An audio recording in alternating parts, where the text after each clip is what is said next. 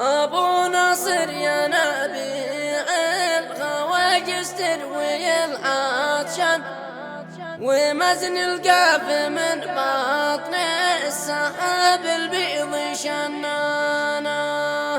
تهنئة للعريس الغالي ناصر مسعد أحمد مسعد النوبي في أفراح آل مسعد أحمد النوبي، وهي مقدمة من والد العريس الغالي مسعد أحمد مسعد النوبي. أداء الشاعر طارق الطويل.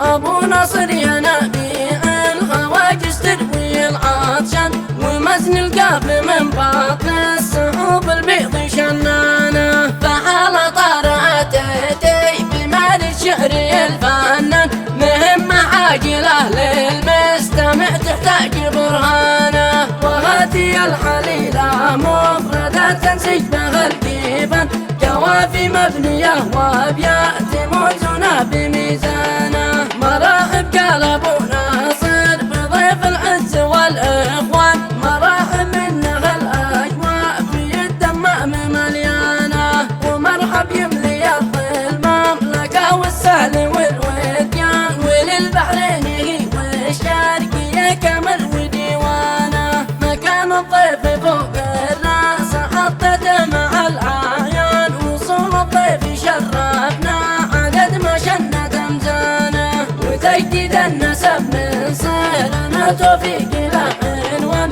أساس المعرفة والقافية في الدهر وزمانه. من أعماقي أبارك للولد ناصر بصوت الدان، في الأفراح دينا له وحفل العرس واركانه.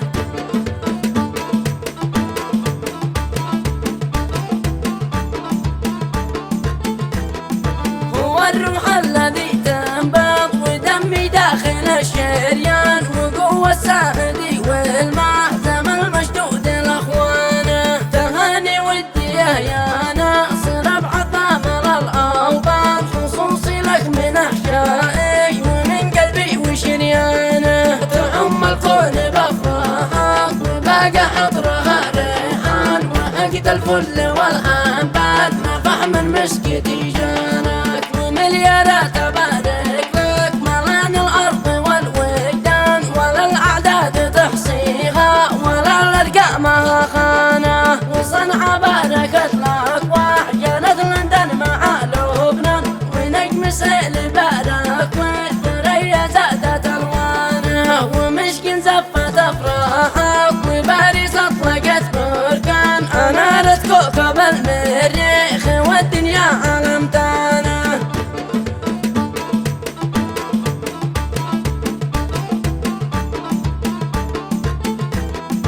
ومصر استقبلت والمملكة بالحفل بالنيران، وبثت عبر MBC وعبرك مأري فنانه. وصوت الداني يستقبل فرح من قاعة الميدان، وعبر التلفزة من شاشة الأخبار عنوانه. وطارق يطرب الأسماء بأفضل وعده بالألحان، لأنك انت للفن الذي الشعب ألحانه. وتبريكات باسم أخوانك اجمع وزن بالأطنان، جميعا باركوا بالفرحك الأخوان وعوانه. وختم القول بصلي على طه النبي العدنان، صلاتي عد مرة